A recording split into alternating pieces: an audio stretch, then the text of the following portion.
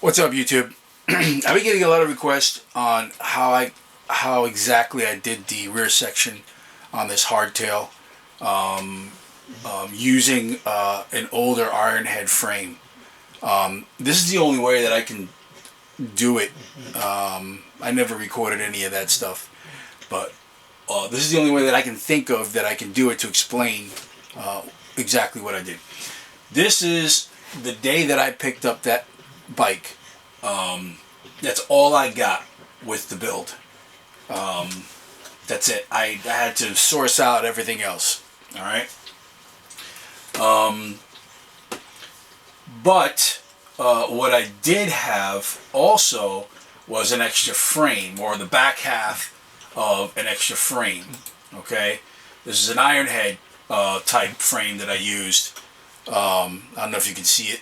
Why is it whiting? I'm getting a whitewash on there. I don't know if you can see that. I'm getting a whitewash. Let me try something. Let's see if you can see that better. I don't know if you can see that better. Yeah, I don't think that's even better. Anyway. I don't know if you can see that. But anyway, that's an 83 frame. Let me see if I can bring this around this way. There you go. That's an 83 frame. Okay? So what I did was I cut this section here. Okay? I cut it here. Alright? All the way back to, I think, if I remember, pretty much all the way to here. Yeah, right up to here. Alright? And I left anything that was on there that would help with the structural integrity of it, to keep the structural integrity of it. And then what I used for the bottom on the other side, on the other bike, I noticed while I was looking at this frame that this right here, this part right here, okay, was exactly what I needed to come out from underneath here and come out towards this way. Okay, so what I did was I took this top piece here, and I brought it over to the new frame, and I dropped it down to somewhere like around here. Somewhere like around here on the new frame. Okay? And then I cut here, right, a straight line here, and then I cut right as far back as I believe here, like that. Okay? And then I went over to the new frame.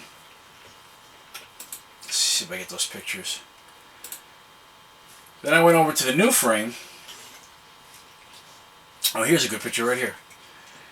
Went over to the new frame, and then I cut here. Alright? I cut down here, and then I cut here. I slugged it, okay? Drilled across, drilled the holes, right? Then came over this way, slugged it, and later on I ended up drilling the holes. This is just me just working it out to see if it'll even work to begin with. And then what I did was I set it about 3 inches on blocks because that's the drop that I wanted. I wanted about 3 inches on the drop. And then I went this way, okay? And then I noticed, like I said, that the width of the tire exactly matched the swing arm. And here we go a little bit better. Let me see if I have better pictures of that. I have any better pictures. There you go.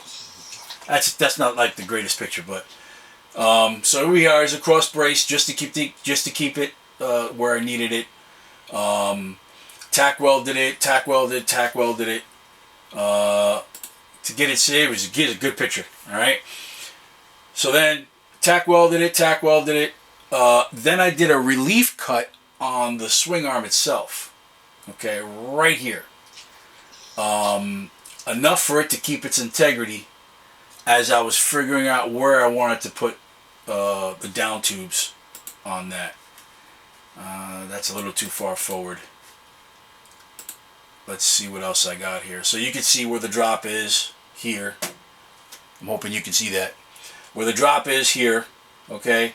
Then I went this way, and once I had it all supported and everything, I cut with a hacksaw what was left, pulled off the swing arm, and then decided what I wanted to do from there. Let's see if I can get you a better picture of, because this is the way in this album it's set up. It's all over the place. But here's a good picture showing how I kept everything all straight and level. There you go. There you go. Took a level to it. Everything was level. The lift is level. I leveled everything out to make sure. There's the relief cut. There's me working it all out. Then let's see if I can get. There's the angle. There's the top tube. Okay, here's me going with the top tube.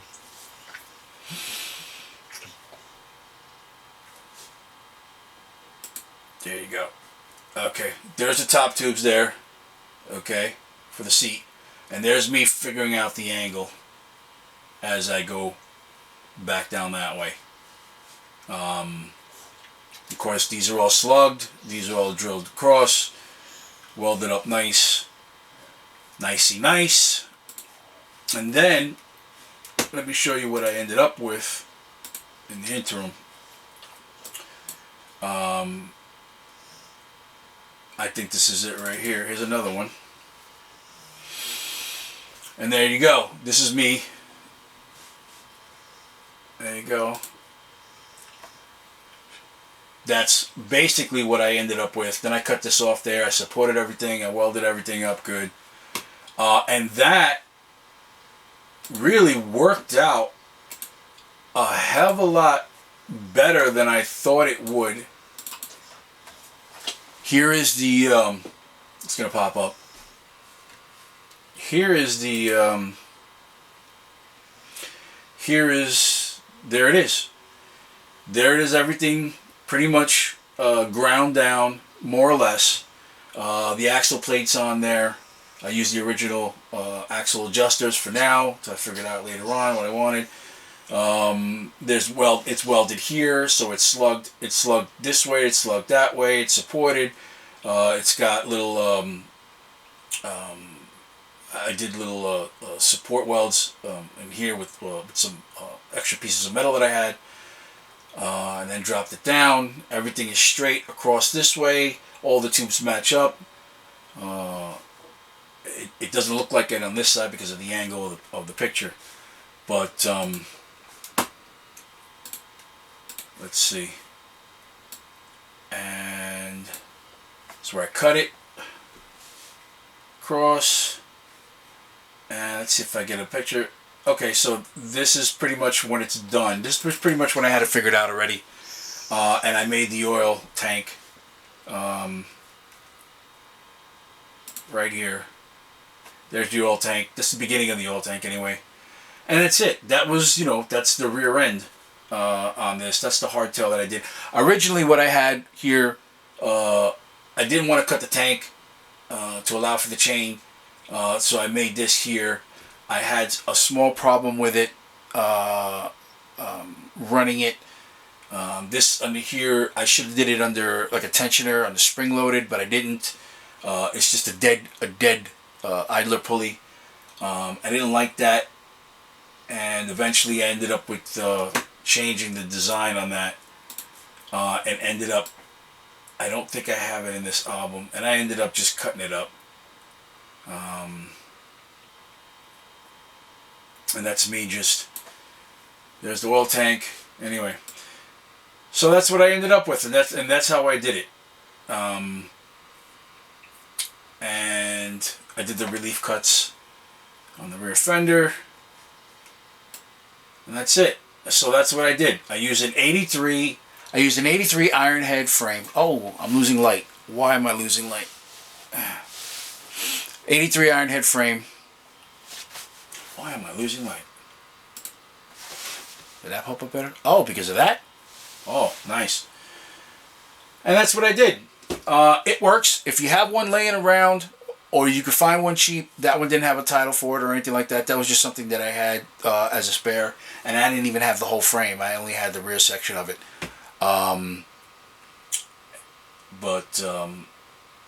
That is about the best way that I can explain what I did to hardtail that on the cheap without using a frame jig. Using the swing arm as the frame jig itself. Alright? Well, I hope that helps you out. I hope that explains better the process that I use to do it. It's a lot of fabrication work. Would I do it again? I probably would, to save myself the money, especially now knowing how to do it faster and better and know what I'm doing, what the process is. I may do it again in the future. I like the look of the drop seat. I like the angle. Everything flows at an angle. And that's it. If you got any questions, any more questions, drop something in the comments. If you like what you see, or if you don't, like and subscribe. And I'll catch you on the next video. Alright? Peace.